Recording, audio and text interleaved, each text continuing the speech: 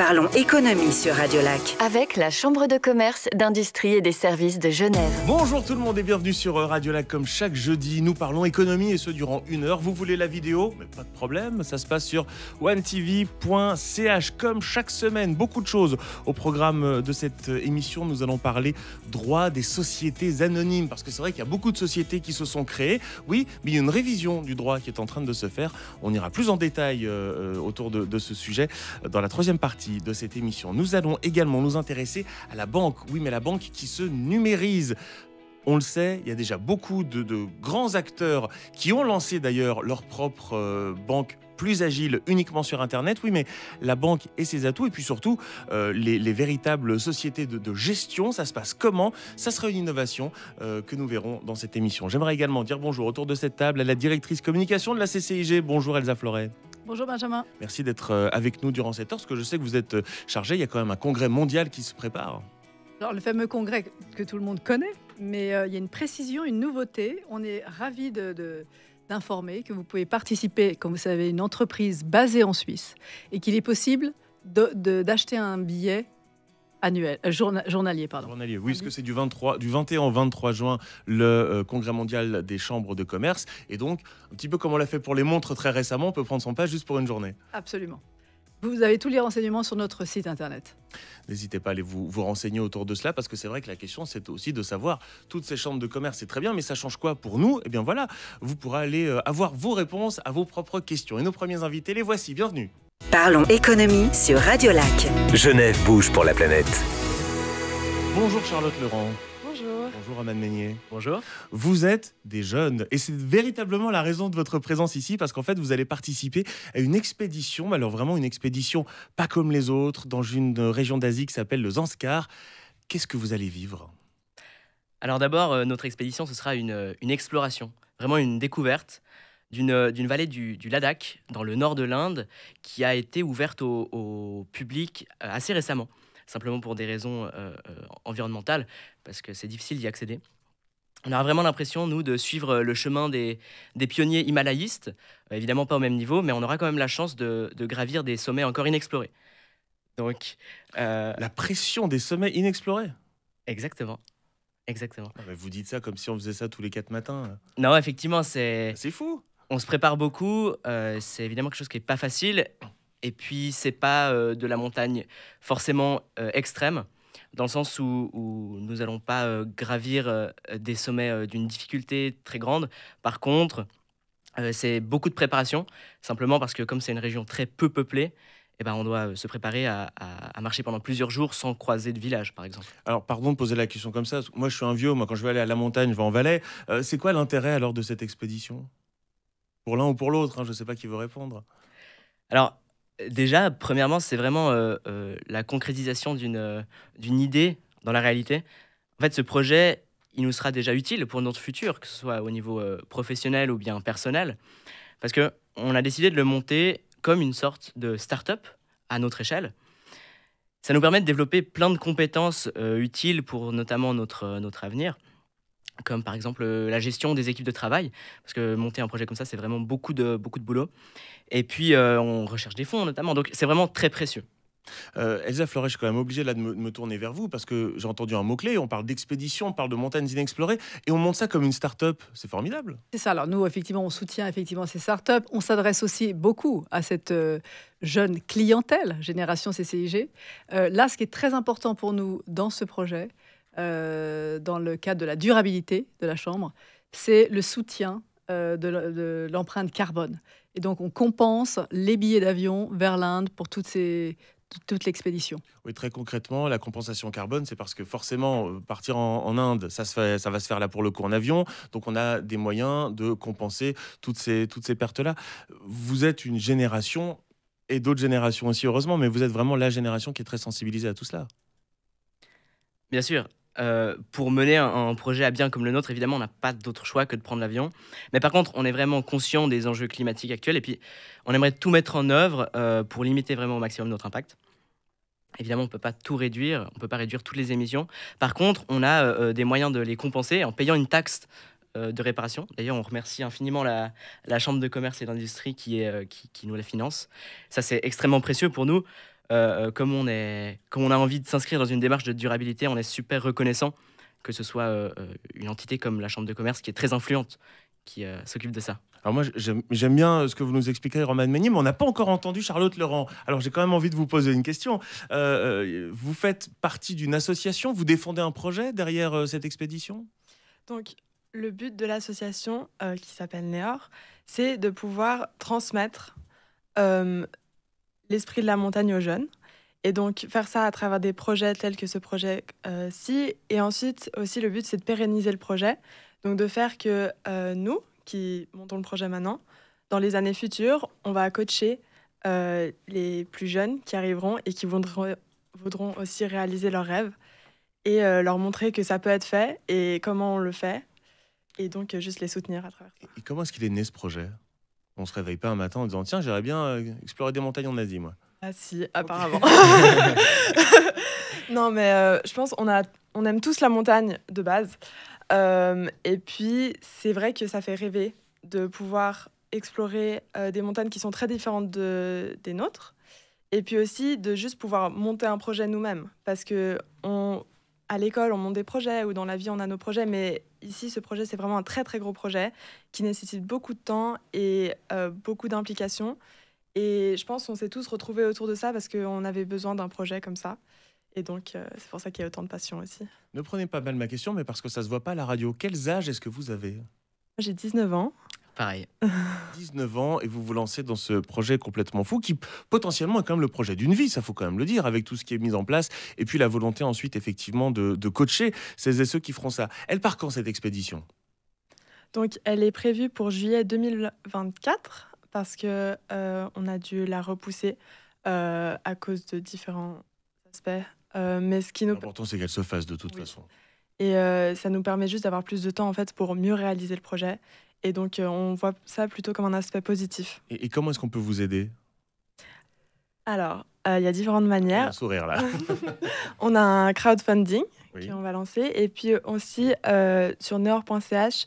N-E-O-R-E, je le précise. Exactement. Il y a le lien vers l'Instagram où on peut nous suivre. Et on a aussi une chaîne YouTube où on poste des vidéos où on montre ce qu'on fait tout au long de l'année. Et donc...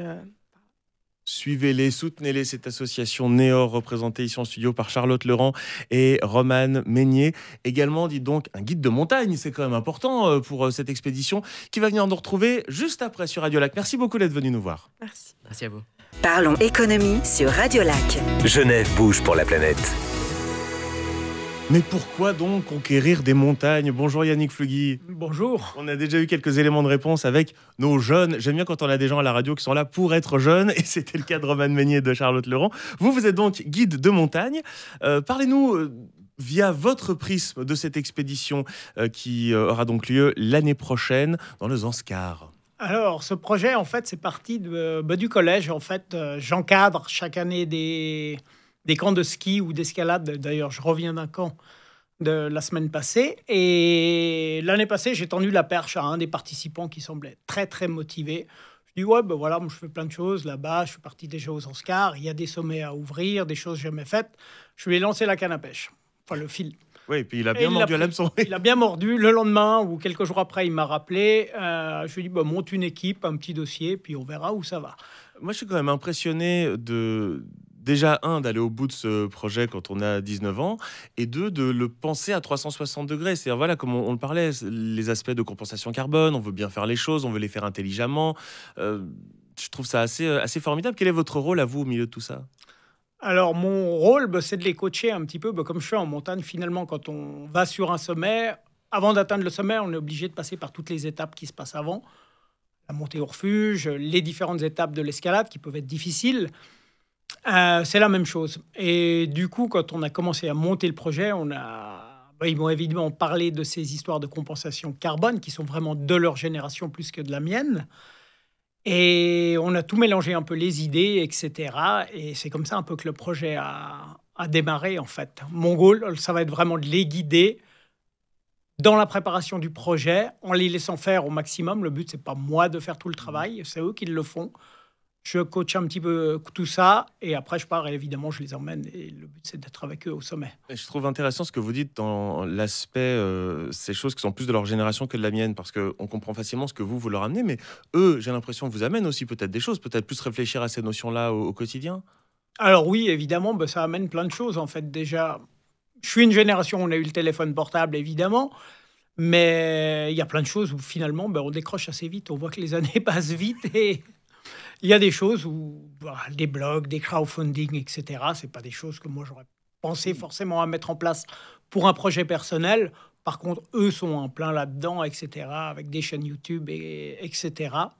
Donc voilà, oui, ça m'amène autant d'un autre côté, ça amène à réfléchir autrement sur des projets point de vue environnemental aussi. Mais pardon Yannick Flugui, parce que vous disiez, je reviens d'un camp, mais j'imagine qu'on ne fait pas le même type d'expédition au fin fond de l'Asie sur des monts inexplorés que dans des camps dans la région genevoise ou en tout cas romande. On n'encadre pas de la même manière. Alors oui, effectivement, ça change une chose. Il n'y a plus besoin d'avoir de téléphone portable, il n'y a pas de réseau. On règle beaucoup de problèmes comme ça. Prenez ça les jeunes. Nous on a connu une époque sans Internet. Exactement. Et même, ça y vient. Il y a du téléphone réseaux là-bas. sociaux. Mais là-bas, c'est sûr qu'il n'y aura pas de réseau. On est au bout du monde. Mais non, le process est un peu le même. Une montagne, c'est une montagne. On part d'un point A, on va à un point B et il faut revenir au point A. Et si je pars évidemment du principe que tout se passera bien, que l'expédition aura lieu comme il le faut, que ce sera les plus beaux souvenirs pour ces jeunes et pour vous aussi, est-ce que vous allez vous engager sur le plus long terme ou c'est un one-shot, comme on dit ? Alors non, c'est comme je l'aurais dit au début, quand on a commencé à monter le projet, c'est vraiment de faire un projet dans le long terme. C'est une idée qui était dans mon sac à dos depuis un certain nombre d'années déjà, qui avait commencé, mais malheureusement qui a été stoppé. Donc là, je relance la machine et j'espère qu'on arrivera vraiment à monter un projet à long terme avec des partenaires genevois qui seront prêts à nous soutenir. L'idée est aussi après de présenter ça dans les écoles, qu'on puisse aller le montrer dans les écoles à des jeunes, au cycle d'orientation, au collège aussi. Oui, on peut faire des choses en partant de Genève. Oui, on peut faire des choses exceptionnelles comme de la vraie exploration et plein d'aventures qui servent finalement dans la vie après. Ouais, ça c'est vraiment, vraiment génial. Je rappelle cette association qui s'appelle donc Neore, neore.ch pour soutenir ce projet que vous encadrez. Yannick Flugui, vous qui êtes donc guide de montagne. Idée dans un sac à dos, sacré sac à dos en tout cas. Bravo, merci beaucoup d'avoir été avec nous. Merci et bonne journée à tous. Au revoir. Parlons économie sur Radio Lac. Genève innove. Bonjour Victor Siani. Bonjour Benjamin. Vous êtes responsable des investissements chez Alpiane. Alpiane, c'est une nouvelle banque. Si on prend le tram, on voit facilement cette banque, c'est une banque numérique. C'est quoi une banque numérique par rapport à les banques que l'on connaît déjà aujourd'hui ? Alors déjà, merci de me recevoir. Donc Alpiane, c'est la première banque privée digitale. Et derrière cette affirmation, il y a 3 mots-clés. Le premier, c'est que nous sommes une banque. On n'est pas une fintech. On est au bénéfice d'une licence bancaire. Et ça nous confère certaines responsabilités, mais aussi certaines garanties pour nos clients, notamment la garantie des dépôts. Il y a aussi l'autre mot qui est important, c'est le digital. C'est-à-dire que l'ensemble des services que nous proposons ont été pensés pour tenir dans une seule application dans le creux de votre main. Et puis, il y a le côté privé. La banque privée, c'est le fleuron de l'industrie. Ça fait référence, évidemment, à ces services sur mesure ultra personnalisés dont les plus fortunés dans le monde bénéficient, mais pas forcément le reste de la Suisse. Donc, nous, notre mission, c'est de rendre ces services accessibles à un plus grand nombre. Vous voyez, j'ai déjà quelques notes. Vous dites, on est la première banque privée numérique, mais il y a déjà des banques privées numériques. Vous dites, on n'est pas une fintech, là encore. La différence, on ne la voit pas trop. Tant qu'à la fin, j'ai une carte de crédit, un compte et que je peux payer, moi, ça me va. Donc, quelle est la différence ? Donc, il y en a plusieurs. Alors, faut déjà savoir que notre cœur de métier, c'est la gestion de patrimoine. Donc, c'est accompagner finalement les clients dans la préservation et faire croître leur patrimoine. Donc à travers des solutions d'investissement et des solutions de placement. Évidemment, la fortune, c'est quelque chose de dynamique, donc il y a aussi les services bancaires du quotidien. Avoir ce degré digital, humain, au sein d'une seule app, 100% mobile, je vous garantis qu'il y en a déjà beaucoup moins en Suisse, donc c'est là où nous départissons. C'est vrai que beaucoup font la petite gestion du quotidien et font pas du tout de gestion de patrimoine. C'est ça, mais surtout à travers une app 100% mobile. C'est ça l'intérêt. Et je pense que ce qui nous départit aussi, Finalement, c'est notre modèle d'affaires et toutes ces choses que nous faisons en arrière-plan. Je pense notamment à la transmission du savoir, je pense notamment œuvrer pour la transparence et contre les frais cachés et surtout l'alignement des intérêts entre les clients et la banque. Parce qu'aujourd'hui, on n'a pas forcément ce rapport de force. Vous voulez dire de la transparence en fait? La transparence, mais l'alignement des intérêts. C'est ça aussi qui est important. Je vous donne un exemple très simple. Chez nous, les conseillers patrimoniaux ne sont pas rémunérés à la vente de produits, mais à la satisfaction du client. Je vous mets au gage de trouver beaucoup de banques qui font ça aujourd'hui. Effectivement, je pourrais parler à la mienne pour commencer. Mais comment est-ce qu'on fait justement pour sortir du lot? Parce qu'il y a beaucoup encore une fois, sur les produits, si je mélange un petit peu les fintech, les banques, il y a déjà beaucoup de produits qui sont 100% digitaux, qui sont digitalisés. Mais quand on fait de la gestion de patrimoine, moi j'entends souvent, non mais ce rapport humain, on ne pourra jamais le changer. Avec une app, on est un peu obligé de le changer. Oui, en fait, l'idée, c'est vraiment de le rendre encore plus accessible à travers l'app. Mais comment si on ne se voit pas, si je ne peux pas prendre rendez-vous et vous voir?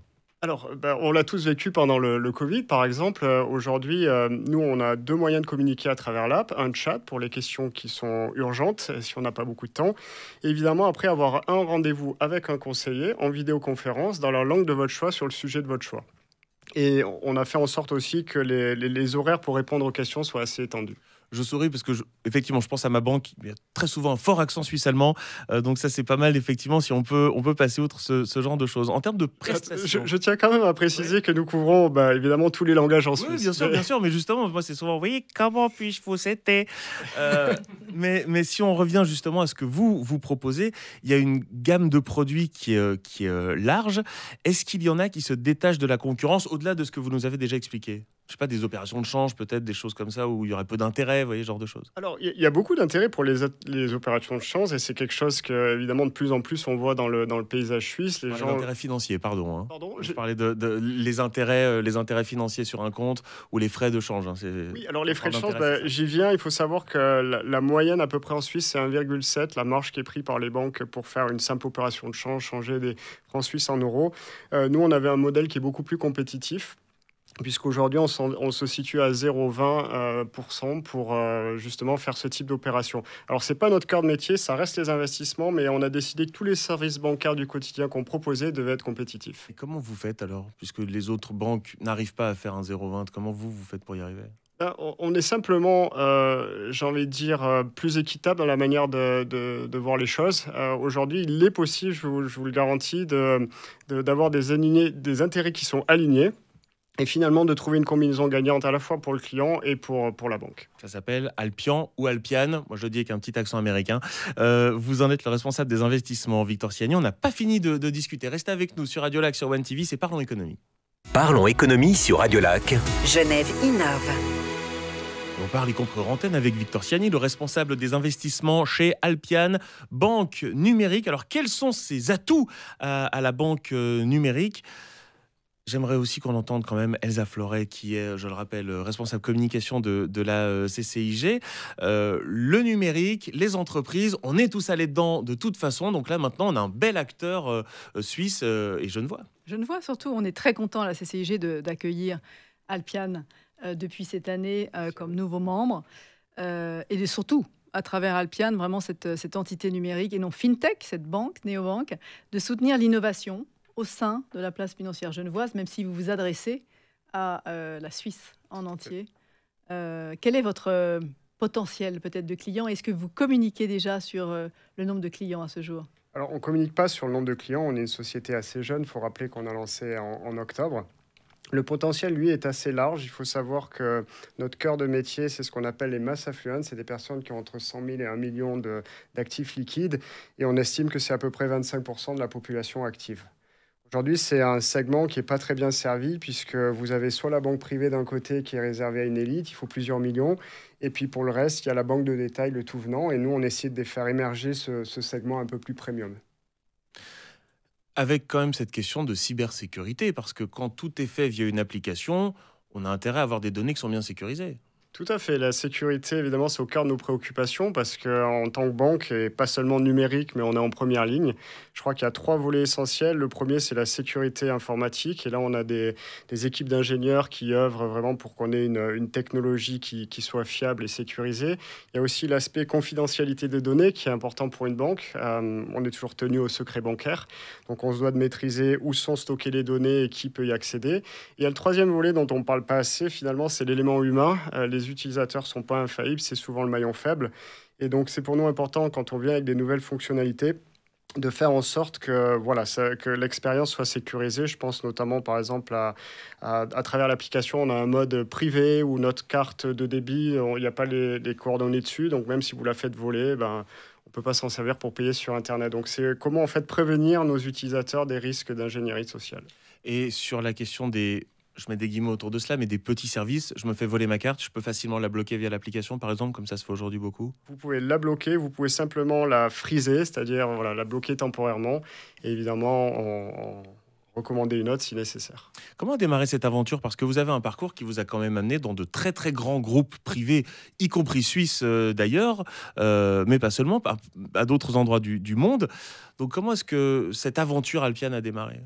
Alors, moi, je suis l'employé numéro 21, pour être tout à fait transparent. C'est sur votre carte? En fait, on a un tableau de classement au sein de la banque. Blague à part, c'est un sujet c'est une société qui a été incubée par une banque privée de la place qui s'appelle Rail. Donc, qui a bénéficié d'un certain soutien, mais très vite, on a on a pris notre propre envol. Et c'est essentiellement des passionnés, en fait, qui ont décidé de se regrouper. Et moi, j'ai rejoint ce projet parce que, justement, je trouvais ça passionnant de pouvoir créer une banque. Ça coûte combien pour ouvrir un compte chez Alpian? Parce que très souvent, les banques, les néobanques, donc les banques 100% digitales, disent venez chez nous parce que ça coûte nettement moins cher que les grands acteurs. Alors, chez nous, il faut savoir déjà que vous n'êtes pas obligé de payer pour tester. Ça, c'est déjà un message que j'aimerais faire passer. Ouvrir un compte pendant 10 minutes. Et puis, vous avez déjà accès à certains services, y compris à tester nos conseillers pour voir si ça vous correspond. Les tarifs, il faut savoir que ça dépend des services que vous utilisez. Sur la partie investissement, on parle d'une commission de 0,75% pour un mandat qui est géré par nos équipes ou un mandat de conseil. Et pour la partie service du quotidien, on a des frais fixes qui sont aux alentours de 45 francs par trimestre. Et ça dépend aussi de ce que vous souhaitez, de ce que vous amenez chez nous. Plus vous amenez, plus on fait baisser ses coûts. D'accord, donc évidemment que l'idée, c'est de rester, comme à chaque fois, extrêmement compétitif et moins cher que ce qui se fait à côté. Compétitif, mais on n'est pas dans le low cost, je tiens à le dire. Nous, on cherche à trouver un prix juste. Voilà. Parce que justement, ma prochaine question, c'était celle de votre modèle d'affaires. Alors, quand on fait de la banque d'investissement, quand on rémunère ses conseillers à la satisfaction clientèle et non au chiffre de vente, j'imagine qu'il faut un modèle d'affaires qui fonctionne. Tout à fait, mais le modèle n'est pas finalement lié à la vente de produits. Une fois que les intérêts sont alignés, nous, on peut aller chercher les meilleures conditions pour nos clients et ensuite trouver un juste milieu pour nous. Donc, c'est comme ça qu'on se rémunère et comme ça qu'on rémunère aussi les conseillers. Mais je le maintiens, on cherche le prix juste. Le low cost, on voit un petit peu un trend dans l'industrie d'aller vers le gratuit. Le gratuit, c'est jamais vraiment gratuit. Voilà, c'est soit des frais cachés par la suite, soit alors on va vous proposer des produits peu margés. C'est gratuit, c'est vous le produit, célèbre phrase. Aussi, exactement, c'est ce qu'on dit. Nous, on cherche un prix juste. Chaque service mérite d'être rémunéré, mais de manière équitable. Et pour terminer, pour rebondir aussi sur ce que disait Zafora un peu plus tôt, aujourd'hui la Suisse, demain le monde? Alors, chaque chose en son temps. C'est vrai qu'on est une équipe de passionnés dont des idées, on en a plein. Ça fausse-porte beaucoup chez nous. Mais en fait, on a aussi l'opportunité de créer quelque chose, pas seulement pour nous, mais pour nos clients. Donc, on les considère comme des partenaires. Et quand il s'agit des nouvelles fonctionnalités ou des marchés qu'on va chercher à couvrir, on veut co-créer et avoir leur feedback pour venir avec des fonctionnalités qui soient pertinentes pour eux. Ça s'appelle Alpian ou Alpian, vous en voudra pas, vous le dites comme vous le souhaitez. Victor Siani est le responsable des investissements. Merci beaucoup d'être venu nous voir. Merci Benjamin, merci Elsa. Parlons économie sur Radio Lac. Le Focus. Quelle nouveauté pour les sociétés anonymes? Plein de choses. Il y a une révision du droit de la SA. On va aussi parler arbitrage avec Patrick Piton. Bonjour. Vous êtes collaborateur chez Bonnard Lawson à Genève. Xavier Favrebull, bonjour à vous. Bonjour Benjamin. Merci d'être de retour dans ce studio, vous qui êtes président de la Cour d'arbitrage du Swiss Arbitration Center. Alors, les entreprises, les sociétés anonymes, les fameuses SA, il y en a beaucoup qui se sont créées depuis quelques années. Avec le Covid, on a voulu changer les choses, on crée sa propre entreprise. Il y a déjà des changements, quels sont-ils? Alors, en effet, comme vous l'avez dit, il y a une réforme du droit des sociétés qui est entrée en vigueur au 1er janvier 2023. Peut-être, si on peut faire une petite précision ici, on parle communément de révision du droit de la SA, mais en réalité, ça touche aussi les SARL, donc les sociétés à responsabilité limitée, sur plein de petits points. Donc les entrepreneurs comptes des SARL sont aussi concernés par cette réforme. Après, qu'est-ce qui a changé? Alors en réalité, c'est plus des objectifs qui ont essayé d'être atteints. La réforme, elle essaie d'assouplir en fait la réglementation par rapport à la structuration du capital. On a des nouvelles possibilités. Elle a essayé d'harmoniser le droit des sociétés avec le droit comptable. Par exemple, aujourd'hui, on peut avoir son capital de sa société en monnaie étrangère, plus seulement en francs suisses. On doit respecter certaines conditions. On peut l'avoir en euros, par exemple, en dollars américains aussi. Donc on peut dire que c'est une simplification. Alors, il y a des simplifications, il y a des nouvelles opportunités, mais bien sûr, pas que, parce que forcément, quand il y a du droit, il y a des conditions à respecter. On a aussi, par exemple, une amélioration, ou plutôt des nouvelles obligations, une précision des obligations au niveau des membres du conseil d'administration sur leur potentiel conflit d'intérêt ou, par exemple, sur lorsque la société est en difficulté financière, les conseils d'administration ont plus d'obligations. Et quel lien avec l'arbitrage? Tout d'abord, Xavier Favrebull, rappelez-nous ce qu'est le Swiss Arbitration Center. Alors, c'est une institution d'arbitrage qu'on a révisé en 2021, qui était auparavant dominée par les chambres suisses, les chambres de commerce suisses. Vous vous souvenez de SCAI, SCAI. J'étais venu en parler il y a quelques temps. Et donc, c'est un système d'arbitrage complètement rénové, moderne. Et nous venons avec des nouveaux projets, comme vous allez le voir dans quelques minutes. Je vois un petit pamphlet à côté de vous. D'abord, notre règlement révisé en 2021, et puis on va en parler, un règlement supplémentaire pour les différents relevant du droit des sociétés. Parce que donc justement, ce droit des sociétés, je crois que c'est très important d'en parler, parce que, voilà, encore une fois, il y a des gens qui ont créé leur entreprise, qui ne pensent pas tout le temps se mettre à jour avec ces nouveautés, ces nouvelles lois. Donc là, des gens nous écoutent. Qu'est-ce qu'ils doivent faire, Patrick Piton? Alors justement, il y a des nouvelles obligations, on a dit, il y a des nouvelles possibilités, donc on peut se demander qu'est-ce qu'il faut faire. Alors, ceux qui créent leur société à partir de cette année n'ont rien à faire à part respecter les nouvelles obligations. Jusque-là, respecter la loi, ça devrait aller. Ça devrait aller. Pour ceux qui ont leur société qui ont été créées avant le 1er janvier 2023, c'est là où ça se corse. Il y a ce qu'on appelle un délai de transition de 2 ans.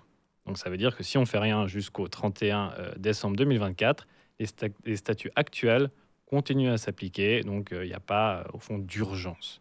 C'est à partir du 1er janvier 2025 où si on ne fait rien et qu'il y a des dispositions qui sont contraires au nouveau droit, où là, les dispositions dans les statuts seront considérées comme nulles et comme abrogées. Donc en fait, pendant ce délai de 2 ans, il faudrait en soi réviser ces statuts. Donc là, nous, on recommande prendre contact avec son conseiller juridique, regarder les statuts ensemble, selon les besoins de la société, selon les besoins de la personne, et réviser et regarder tout ça ensemble, voir quelles sont les opportunités ou quelles sont les obligations qu'on a envie de respecter. Mais ça, on le fait par exemple chez Bonnard Lawson, ou est-ce qu'on le fait à la Swiss Arbitration Center? Alors, c'est à qui veut, vraiment. Alors plutôt, c'est des choses différentes. C'est des choses différentes. Plutôt auprès de votre conseiller juridique, auprès de votre avocat ou d'un autre conseiller juridique. Bien sûr, les chambres de commerce ont des informations et peuvent vous redonner des informations sur ces questions.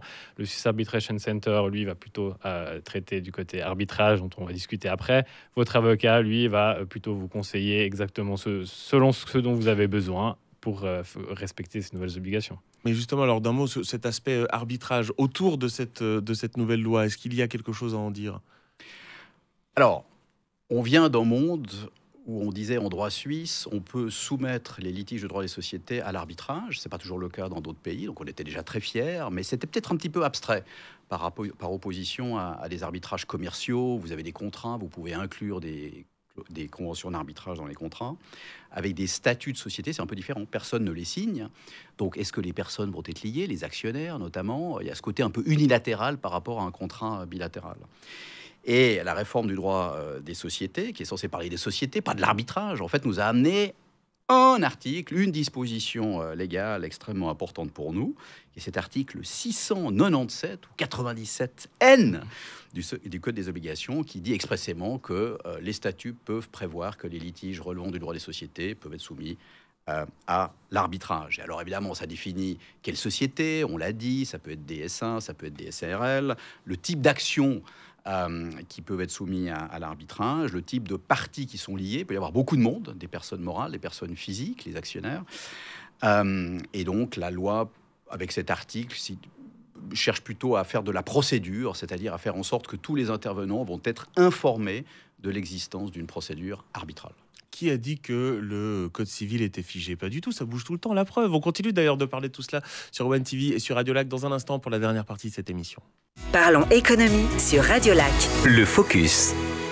Nous parlons droit, nous parlons société, oui, nous parlons économie avec le collaborateur de chez Bonnard Lawson, Patrick Piton, également avec le président de la cour d'arbitrage du Swiss Arbitration Center, Xavier Favre-Bull. Swiss Arbitration Center, Elsa Floret, qui se trouve au même endroit que la CCIG d'ailleurs. Absolument. On abrite à la Maison de l'Économie le Swiss Arbitration Center et également aussi la Swiss Arbitration Association. Donc ça, c'est important de le préciser. On a aussi organisé, pour aider nos entrepreneurs, pour aider ces entreprises qui se posent ces nouvelles questions sur le droit de la SA, deux événements à la CCIG au mois de mars, tout récemment, co-organisés avec vous, sur le droit de la SA, sur l'arbitrage. Et ça a été vraiment un succès, puisqu'effectivement, de nombreux entrepreneurs s'interrogent. Ils ont vraiment besoin de ces aides. Et justement, parce qu'il faut ce que l'on appelle en anglais un one-stop shop, c'est-à-dire un guichet unique pour toutes ces choses-là, on peut peut-être s'intéresser un peu plus avant à l'intérêt qu'a le Swiss Arbitration Center et d'avoir une clause d'arbitrage dans les statuts d'une société. Ça sert à quoi ? Eh bien, ça sert à se soumettre à l'arbitrage, c'est-à-dire finalement à ne pas se soumettre à la justice étatique. Et si vous me permettez, Benjamin, en deux mots, nos tribunaux civils ne sont pas toujours bien armés pour ce type de litige. Ils ont l'habitude de certains contraints, beaucoup de droits de la famille. On n'a pas de tribunal de commerce à Genève à ce jour, je pense qu'il faut le rappeler. On a des procédures qui sont longues, qui sont assez compliquées. Il y a des voies d'appel de niveau, cantonal, tribunal fédéral, etc. Donc, on essaye d'apporter une alternative crédible avec l'arbitrage, c'est-à-dire la sélection d'arbitres, 1 ou 3 typiquement, des gens spécialisés, des gens qui ont de l'expérience de ce type de litige. On amène de la confidentialité, on amène de la procédure ad hoc en quelque sorte, du sur-mesure pour ce type de litige, et on amène une sentence finale qui ne pourra être attaquée que devant le tribunal fédéral avec des griefs extrêmement restreints.